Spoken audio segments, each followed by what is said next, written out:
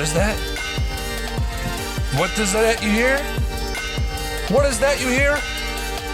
That's right, it's week 1 of the NFL season. Welcome back to the Northern Steel Podcast. Episode 54. The Quan Alexander episode. Hit the Quan. Best day of my life. Best day of my life. Oh, Chris, why would you say that? Why do you hate your life? Oh, I said best day of my life. Oh, best day of your life. Oh, sure. I mean, yeah, it will be on Sunday. We could go down the list of reasons of why I don't, but like it is the best day of my life once the Steelers play this Sunday against the San Francisco 49ers. That does wash away all the pain away, unless they lose. But spoiler Yes, alert, then it'll bring it back immensely. they're not losing, baby. No, we ain't. They're not losing. Welcome back to the Northern Steel episode. We're here. I'm here with my co-host, brother, confidant, Chris Paskowski, putting on the blanket, feeling cold. Chris, how you feeling? Dom, I will admit I'm feeling a little under the weather at the moment. Sounds like it. Yeah, what gave it away, really? But you're a trooper, and you're doing the podcast for the people, for the immense, huge crowds of people that like to listen to this podcast. So I appreciate that. And so do the people. Listen, my wife told me, hey, hang out with me. And I was like, babe, I have to be there for Yins. I have to. And so here I am. That's the attitude we need. That's the winning attitude we need right there. Let's go through this episode kind of quick, Chris, because I know you're not feeling good and there's a lot to talk about. I'm going to try and go as quickly as possible, as fast as we can. We skipped last week because we didn't feel like doing it. But last week we would have been reviewing the last preseason game for the Falcons, or against the Falcons, sorry, for the Steelers. And usually we go through notes, we go through every player. I don't really have any notes for you guys because all the cuts have been made already. We'll go through that list eventually, but I mean, it was just another great showing, Chris. Quickly up, I know the Falcons didn't play their starters, but quickly up 14-0, commanded the offense. Oh, here's Sam. I don't know why he's here. Seems like nobody can ever keep Sam at bay when I have to record. I want an apple. Hi, Sam. When you lay with me. Yeah, I'm not going to leave it right now. Can you go get mommy an apple? Can you tell mommy? No. Please? Please. Okay, well, I guess Sam's going to be here. What did you think about the fast start? I mean, they should have played fast. They should have started well because, like I said, the Falcons' backups were in. But what did you think about that? So the thing is, I will piggyback on what you said earlier about, yes, the Steelers did not go up against the first-string Atlanta defense or offense, really. But that is beside the point. You know, if we were staying competitive and things were close, you know, that would be one thing to say where it's like, yeah, the Steelers won, but, you know, it was pretty even keel. The fact that the Steelers went in there and they made it known that they were playing their first team and it looked like their first team against secondaries and backups and everything, like how there's nothing but happiness regarding this entire thing. So all in all, I would say, you know, the Steelers played really well. I was really happy with it. And I'm very much looking forward to this first upcoming game coming up this Sunday. I am as well. And the thing that I think would be great to point out is, like you said, the ease and the comfortability of the offense. That just continued. I mean, Kenny Pickett, 5 touchdown drives. We kind of asked for a better preseason from that. And the worrisome thing is, like, why shouldn't I be excited about this team? There isn't a reason why I shouldn't be excited because they look so good. They looked really good. So good. Najee had some good runs. On all cylinders. Yep, Najee had good runs. Jalen had good runs. McFarland had a good screen pass. Pretty much the first team offense, first team defense did what they had to do, and that was the end of that. So now we move on to cuts and cut weeks and whatnot. And I'll try to pull this up for us, Chris. You can try to figure this out. Yeah. While Don's pulling that up, a little brief about the cuts and everything. Obviously, we kind of knew the direction that some players were going. A lot of players were kind of using their last game as I know I'm not going to make this team, so let me see what I can do to make other people notice me. But, I was very happy with the amount of players that showed out this preseason. I'm sure it made it really hard for the Pittsburgh front office to make those decisions to cut it down to the 53-man roster. There's some surprises. There are some obvious cuts. There were some trades, which those were big time by Omar Khan. He continues to amaze me, Dom. Man, I want to just rub that bald head. I agree. The con artist does it again. Here's some cuts for you guys. The first day of cuts were a bunch of people that you probably don't even know. Dan Chisnea, Rex Sanahara, Kwani Dang. I'm sorry, I'm pronouncing all these wrong. BT Potter, James, Naya Mawaya, Neville Clark, and Madre Harper. On Sunday, they got rid of Aaron Cruikshank, who they had for about a week, and they also traded Kevin Dotson to the Rams. Big trade to trade Kevin Dotson. I mean, he was buried in the depth chart, wasn't going to get he wasn't really going to play, and we ended up trading our 5th next year and 6th the following year for the Rams' 4th this year and the 5th the following year. And that was a really good trade, Chris. Yeah, why don't you talk about that if you want to? Honestly, yeah, like Dom said, it was a really excellent trade, a lot of good value within it. Dotson's writing was on the wall, so to speak, in Pittsburgh. He was on his way out anyway, especially with the pickups of, was it Seomalu? Is that how you say his last name? Yeah. Seomalu? Seomalu. Especially Nate Herbig. And, just getting a lot more of that picket fence building. We kind of knew what was going to happen. Dotson kind of came in and surprised a lot of us. We felt like he actually had a lot of star qualities to him. He just really could not stay clean on the field. A lot of penalties coming his way, and then he just kind of deteriorated. So thanks for your time, but it's time to move on. Yeah, he did have a strong start. I will say, the trade, is great for a player that was probably going to get cut anyways, especially moving up those spots for a team like the Rams, who potentially might not be very good, could be like a 50-point or a 50 draft pick swing for next year. Yeah. I was also going to say, granted, I'm not getting ahead of myself. It is week 1 of the NFL season, but they did announce Cooper Kupp is not playing week 1, so we'll see how long that injury persists him. But being without his number 1 target to start the season, that could create some bumpy roads ahead of him. Not to mention that I sent you a tweet, Chris, just about an hour ago or a couple hours ago, that had the Rams. It said the Rams, 8 of their 11 projected starters on defense are rookies or drafted round 6 or later or undrafted free agents. Holy heck! So yeah, they could lose a lot. You never know. Hey, Christian Roseboom is a part of that defense. Shout out SDSU. Shout out Christian, if you're listening. Sure. Yeah, sure. Yeah. Yeah. Next up to get cut is Tanner Muse. Kind of a surprise. I kind of liked him, but it is what it is. Larry Raven Clark, obviously, he was getting beat up every single time. William Dunkel, Jalen Elliott, Darius Higgins, Lavert Hill, Manny Jones, Tanner Morgan, Skiuma, see you later, Toby Ndukwe, and Kenny Robinson.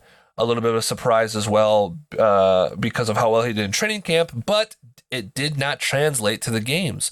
And that's the biggest thing. You got to play in the games when it matters. You can be as good in training camp as you want, but it has to translate, which brings us to why this next guy got cut. And the last day of cuts was Luke Barku, Chris Wilcox, Jonathan Marshall, Nick Kwiatkowski, David Perales, Quincy Roche again, Ryan McCullum, Greg Bell, Xavier Valade, Zach Gentry, Rodney Williams, Trenton Thompson, Trey Norwood, another draft pick gun, Jordan Bird, Des Fitzpatrick, and Braden Fehoko, who everyone was really sad about Fehoko and Gentry going, but Fehoko, just like Kenny Robinson, decent or pretty good in training camp for what we heard, but he did not show up on the games. So I'm not really surprised. Gentry as well had a tough time fitting in that tight end room. I thought maybe they might keep him and make Connor Hayward the complete and total fullback just to sneak him on his way to the roster so they could have 4 tight ends. But it is hard to find a spot for Zach Gentry when Darnell Washington's supposed to be able to do the same things, but better than Zach. And you can't keep Connor Hayward off the field. So unfortunately, he had to go. I totally agree. It was a hard decision at the end of the day. Obviously, I'm a big Gentry fan, but more for his personality than anything else. He was with us for a while, but the biggest sad thing is seeing him go to the Bengals practice squad. That hurt a lot, but this just goes to show, Dom, do not create a television series or an internet series while being on the Steelers because you're bound to get cut. But Dupree and Juju. Juju and Zach Gentry, he's not grilling and chilling with the villains. Sad. Unfortunate. The last move the Steelers did to get rid of their players is Kendra Green was not cut. Yay! What? He was traded. Wow, what a fleece. To the Houston Texans. I couldn't believe it. People thought, what was he traded for? A bag of chips? A 2030 7th-round pick? No, it was for a 6th-round pick next year. Pretty insane, pretty crazy. I'll take that all day long. Kendra Green, good luck to you. Look, man, I got nothing against you. You just weren't good. Flat out. Dude, so true. So happy he's off the team. Also, CJ Stroud is going to get so much hate for the bag of chips line that he has now in Houston because they're all on IR. Yeah. Very true. If KG's starting, that's bad news Bears, man. And then that leads us to the practice squad. Our official practice squad list is Greg Bell, Quadri Allison, Xander Horvath, Simi Fehoko, Braden Fehoko's brother, but Braden Fehoko is also on the practice squad. Des Fitzpatrick, tight end Rodney Williams, tackle Kellen Deesh. Chris and I scouted him a couple years ago on the podcast. Yes, sir, Arizona State. And he's big AF, so I kind of like that one a lot. Joey Fisher, too. Jonathan Marshall, David Perales, Tariq Carpenter, Anthony Brown, cornerback from the Cowboys. This is an interesting one. Veteran presence. He had 9 picks in his career. Luke Barku, Josiah Scott, and Trenton Thompson rounds out our practice squad. Good list. Good list. Good Guys, solid list. Yeah, absolutely. I always like that they're able to, I like you said with Omar Khan, I like that he's doing things as a GM that I feel like, this is going to sound bad, but he's doing things that I feel like the fans want. And like, no, NFL GMs should not listen to the fans. But I always feel like every year with Colbert, there'd be something would happen. And you'd want, because you know what, I didn't mention this too before I jump on but we also signed a player because we brought in Desmond King from the Houston Texans. That is true. As cornerback to play. I imagine he'll play a lot of slot. He could do blitzing. I mean, we're going to use him better than the Houston Texans did, but he's a guy I liked coming out of college way back in 2017, I think. I think you're right, yeah. Out of Iowa, and I'm excited for his inclusion because our slot cornerbacks were Shannon Sullivan and Elijah Riley. Not bad, but Desmond King's definitely, I feel like, an improvement already. But the thing with Omar Khan, going back to that, with that in mind, is that every year with Colbert, things would happen, players would get released, players would get dropped, or you want players to get traded, and we wouldn't do anything. We would just never really did anything. We never made the big moves, and it feels like Khan makes those moves. I mean, all week, Steeler fans tweeted, and it talked about, we need to trade Kendrick Green. We need to trade Kevin Dotson. And when Desmond King got cut, everyone's like, we need to sign Desmond King. And then he does. And we're like, wow, we were right. We feel heard. Totally, we totally feel heard. That's and it's just fun, man. And this is a complete 180 from the way Kevin Colbert did things. Now I appreciate everything Casey did. Got us some rings, had some good drafts, but it always felt like we were getting stale, especially the past 5 years. And the NFL has changed a lot in terms of acquiring players and the way you acquire players and build a roster. And it seems like Omar Khan's doing a 180 in the way Kevin Colbert did it, and acquiring players and loading this team up. And I hope it works because I think it's exciting. He just is making moves left and right, and it's exciting that it just didn't stop after the end of free agency. Like, he keeps it going. He makes it interesting. He sees the value in a player that just becomes open, and he takes a chance at it, which I don't think Kevin Colbert did. And if he did, he was an ass at making, like, like, hey, we'll give you $25 in a coupon. And you're like, I can't do that, man. I have a family to feed. He's like, 2 coupons. And he's like, sorry. Yeah.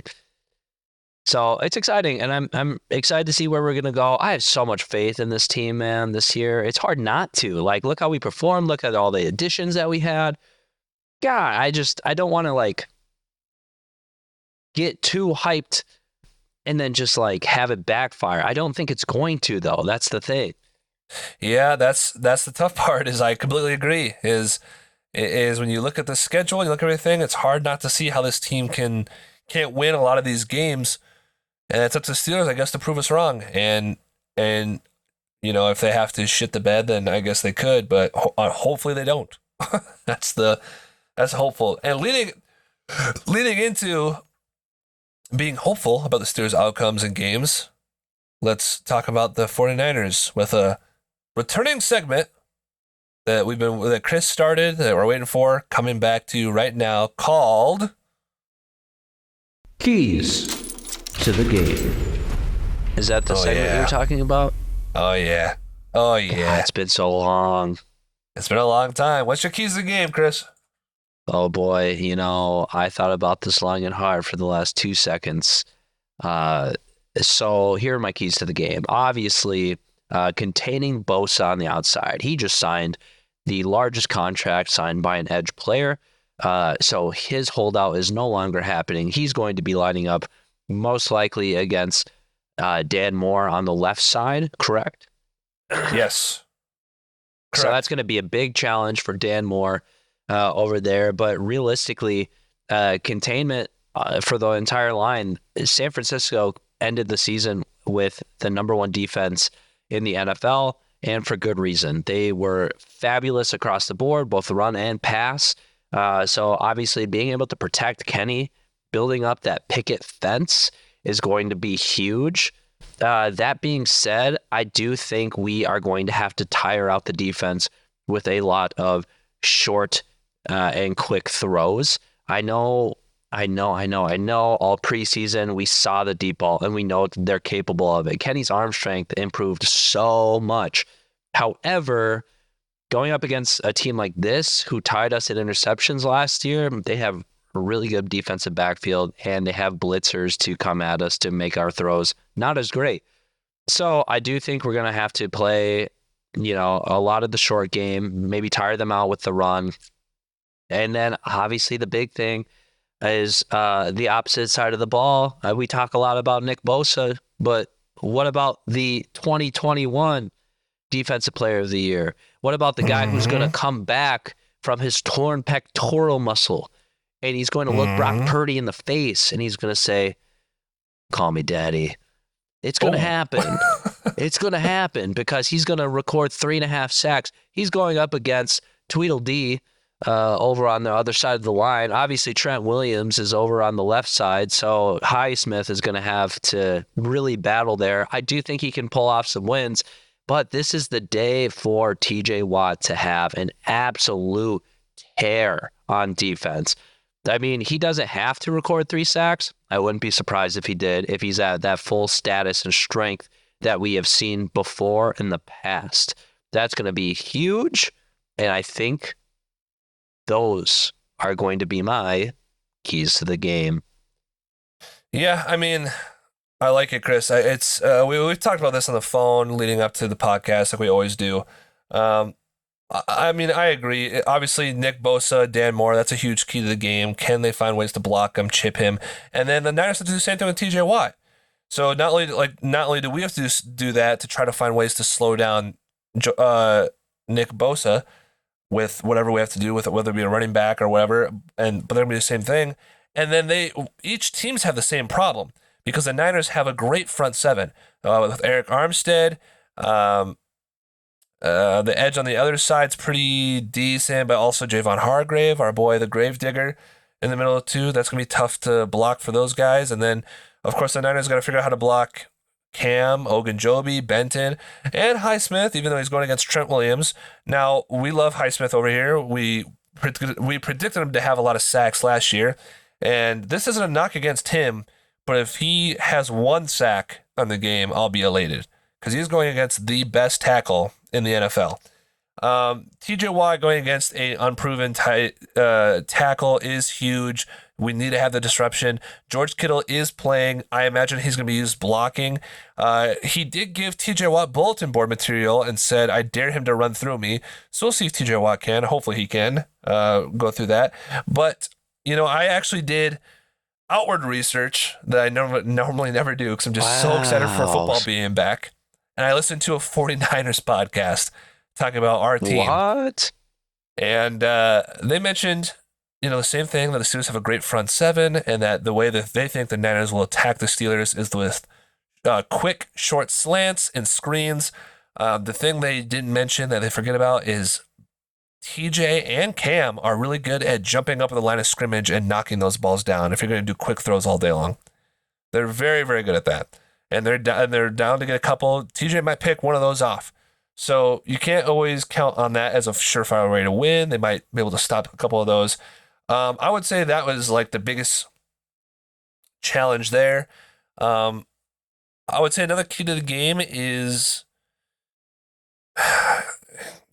Kenny, I guess. Let's be real. I think I would love for the Steelers to have a balanced offensive attack this year. And maybe they do it. And maybe they're able to figure it out how to run on this team. But the Niners have a great front seven. Great D-line, great linebackers. It's going to be tough to run for Najee and for Jalen Warren. Kenny's going to have to play kind of lights out, to be honest, to win this game. I agree. And he's been playing that way so far in preseason, but this is the toughest defense in the NFL. But I'll tell you this, if he comes out and plays lights out, I'm going to be kind of, I don't know, kind of cocky about it. I'm not going to lie to you. How can you not be? How can you not be? But I don't know if you have much more to say as far as keys of the game, but I do think of a kind of quick news segment that might be interesting to throw in here. Okay. And it's called the player focus. And the part that I was thinking of is obviously our keys to the game. We named the players. We said TJ, we said Kenny, we said Dan Moore needs to be.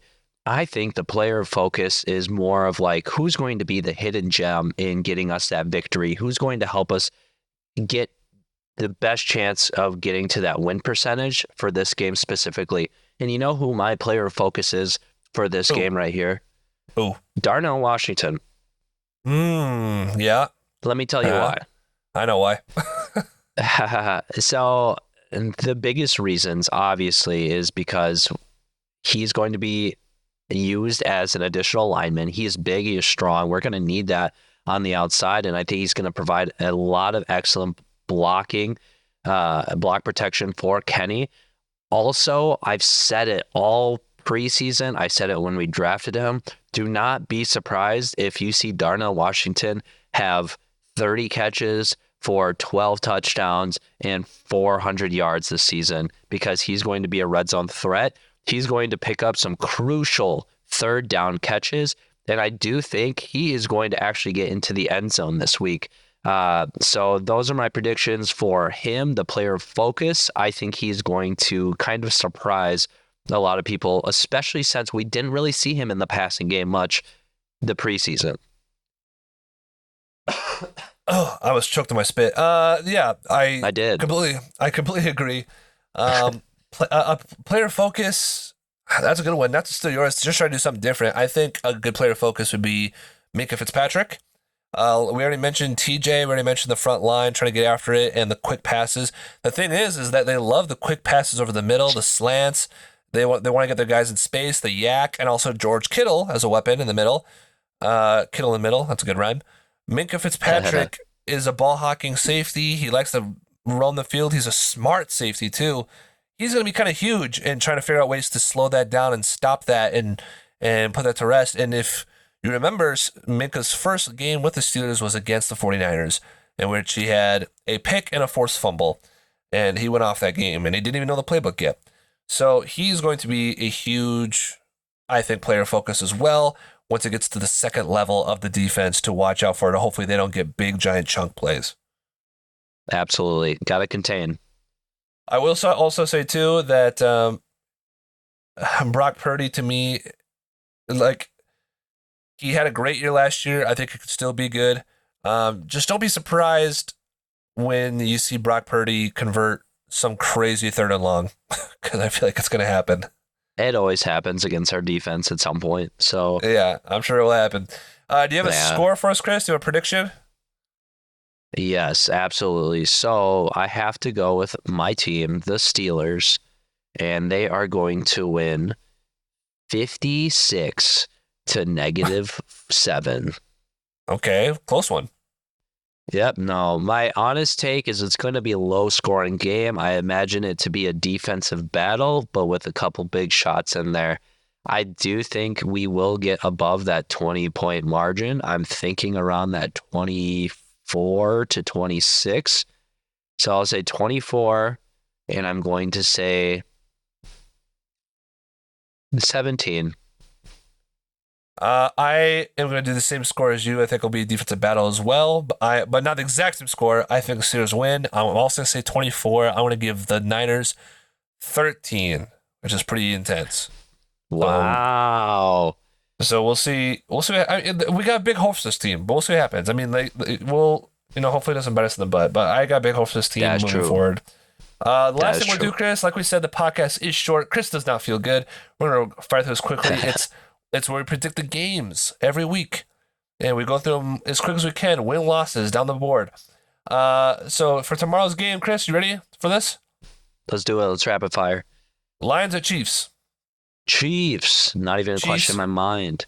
Chiefs for myself as well. Oh, and also to preface, we did this last year. Chris won by 1 on a technicality asterisk. We're going to try to keep track this year and actually do a punishment this time, maybe. We'll see what happens. Okay, we both said Chiefs. Bengals and Browns. Bengals at Browns. F the Browns. Go Bengals. I agree. I'm also picking Bengals, even though the Browns are 4-1 against Joe Burrow in the Joe Burrow era. I'm going to go Bengals. 4-2. Texans at Ravens. Ravens. Texans are going to struggle. Yeah, Ravens. Bucks at Vikes. Vikings. Vikings as well. Panthers at Falcons.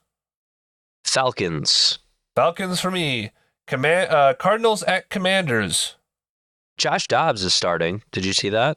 Yeah, for the Cardinals. I sure did. That's pretty awesome. So I'm going to have to go with the Commanders. Yeah, I agree. Go with Commanders.